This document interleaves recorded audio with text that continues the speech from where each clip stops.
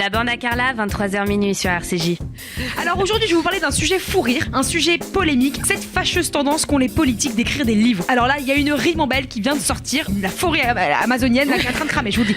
Les gars, vous n'êtes ni écrivain, ni artiste, et pour certains, vous n'êtes pas politique. Alors voilà, on va pas les juger, tous ces politiques, on va pas du tout avoir la critique facile en disant qu'un mec comme Sarkozy, Juppé ou Copé écrit un livre genre 2 minutes avant sa campagne présidentielle.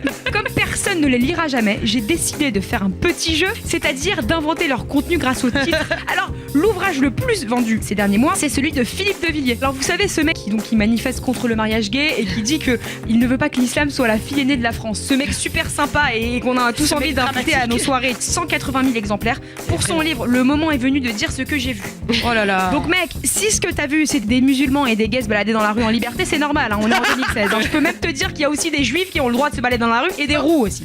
Médaille d'argent avec François Fillon, 75 000 exemplaires. Faire de François Fillon ou le remake du nouveau Becherel, je file, tu files, il fire, nous fillons. Oh, très bon, punchline. Troisième sur le podium, on a Jean-Luc Mélenchon, 44 000 exemplaires avec son livre Le Hareng de Bismarck, un livre sur le poisson et les techniques pour arriver dernier aux élections présidentielles. Enfin, on a Alain Juppé avec 15 000 exemplaires de Mes chemins pour l'école, le premier livre sur l'Alzheimer de Juppé.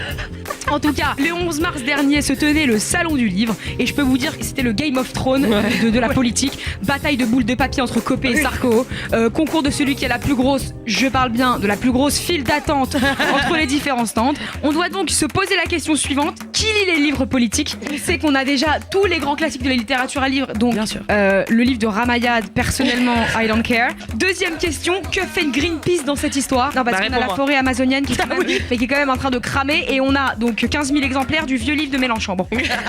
En tout cas, on aime nos politiques, mais on sait très bien que c'est de la stratégie marketing et que dans un an, il faut aller voter. Voilà, merci Julia.